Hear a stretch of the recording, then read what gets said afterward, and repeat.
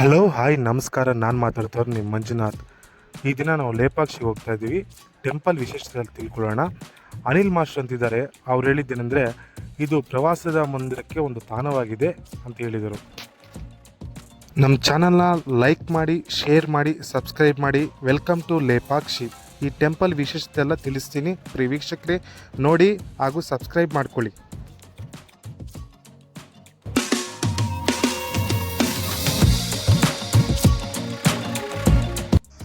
ಬಸವಣ್ಣ ಹತ್ರಗೆ ನಾವು ಇವಾಗ ಬಂದಿದ್ದೀವಿ. ಬಸವಣ್ಣ ವರ್ಲ್ಡ್ ವೈಡ್ ಒಂದು ಏಕಶಿಲಾ ವಿಗ್ರಹ ಅಂತ ಹೇಳ್ಬೋದು.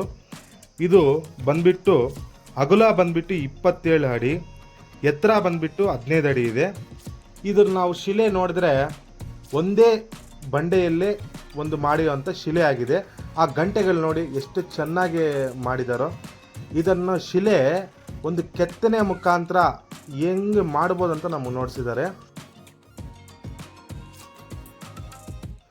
ನಾವು ಹಂಗೆ ಬರ್ತಾ ಇದ್ರೆ ಈ ಬಸವಣ್ಣ ಕಡೆ ನಮಗೆ ಇವಾಗ ಕಾಣಿಸುತ್ತೆ ಜಟಾಯು. ಈ ಜಟಾಯು ಹತ್ರಗೆ ಹೋಗೋಣ. ನಾವು ಅಲ್ಲಿ ಮೇಲ್ಗಡೆ ಎಲ್ಲ ನೋಡಿಸ್ತೀನಿ ಹೆಂಗೆ ಇದೆ ಅಂತ. ಅಲ್ಲೆಲ್ಲ ನಿಮ್ಗೆ ವಿಶೇಷತೆ ತಿಳಿಸ್ಕೊಡ್ತೀನಿ.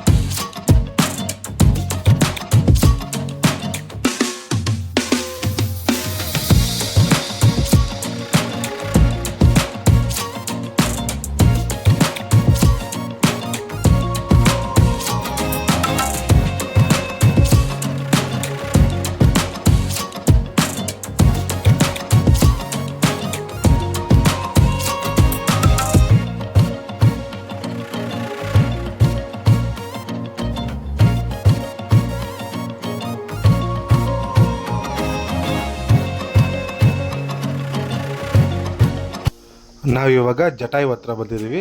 ಇವಾಗ ಸ್ಟೆಪ್ಸ್ ಇದೆ. ಸ್ಟೆಪ್ಸ್ ಹತ್ಕೊಂಡು ಮೇಲ್ಗಡೆ ಹೋಗಬೇಕು. ಇದು ಬೆಂಗಳೂರಿಂದ 122 ಕಿಲೋಮೀಟರ್ ಇದೆ. NH44 ಬರ್ಬೋದು. ಚಿಕ್ಕಬಳ್ಳಾಪುರ ಈಶಾ ನೋಡಿಕೊಂಡು ಮತ್ತೆ ಲೇಪಾಕ್ಷಿಗೆ ಬರ್ಬೋದು. ಮತ್ತು ಹೈದ್ರಾಬಾದಿಂದ 483 ಕಿಲೋಮೀಟರ್ ಇದೆ. ಇಷ್ಟು ದೂರ ಆಗುತ್ತೆ. ಈ ಜಟಾಯುವು ಸುತ್ತಮುತ್ತಲು ಎಲ್ಲ ಪಾರ್ಕ್ ತುಂಬ ಚೆನ್ನಾಗಿದೆ. ಒಂದು ಒನ್ ಡೇ ಟ್ರಿಪ್ಗೆ ಒಳ್ಳೇದು ಅನಿಸುತ್ತೆ. ತುಂಬ ನೇಚರ್ ತುಂಬ ಚೆನ್ನಾಗಿದೆ.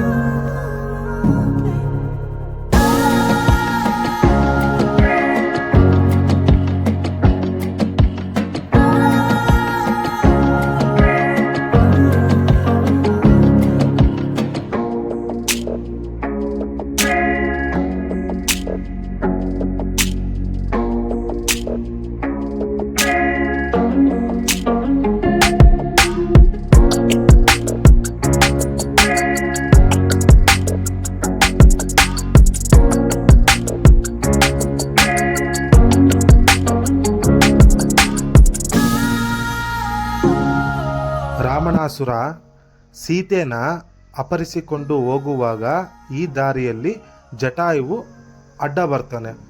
ಆವಾಗ ಜಟಾಯುವಿಗೆ ಒಂದು ರೆಕ್ಕೆಯನ್ನು ಕತ್ತರಿಸಿ ರಾವಣಾಸುರನ ಮುಂದೆ ಹೋಗ್ತಾನೆ.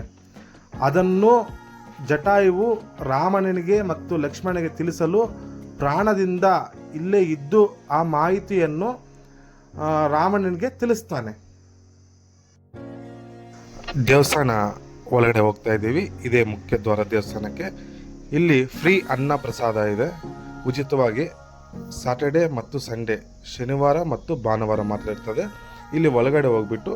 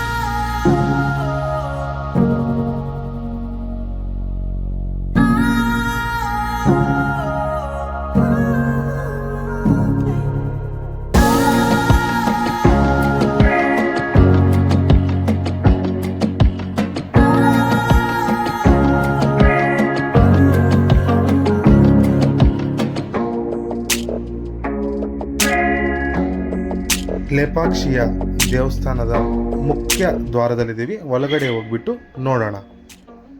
ಇವಾಗ ಒಳಗಡೆ ಬಂದ್ವೆ. ಇಲ್ಲಿ ಪ್ರಮುಖವಾಗಿ ಸ್ತಂಭಗಳ ಮೇಲೆ ಕೆತ್ತನೆ ಆಗಿರುವ ಒಂದು ಶಿಲೆಗಳನ್ನು ನಾವು ನೋಡ್ಬೋದು.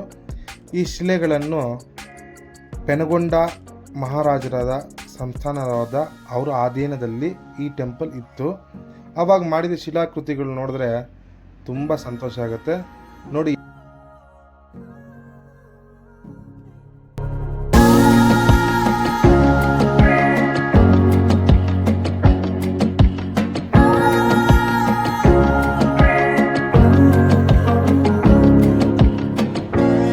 ಇಲ್ಲಿ ನೋಡ್ಬೋದು ಬಟ್ಟೆಯನ್ನು ಸ್ತಂಭದ ಕೆಳಗಡೆ ಹಾಕ್ಬಿಟ್ಟು ಪರೀಕ್ಷೆ ಮಾಡೋದು.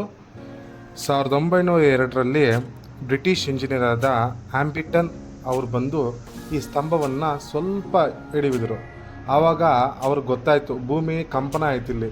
ಯಾಕಂದರೆ ಈ ಸ್ತಂಭ ಮೇಲೆ ಇರೋ ಪಿಲ್ಲರ್ಸ್ ಎಲ್ಲ ಈ ಸ್ತಂಭದ ಮೇಲೆ ಆಧಾರವಾಗಿದೆ.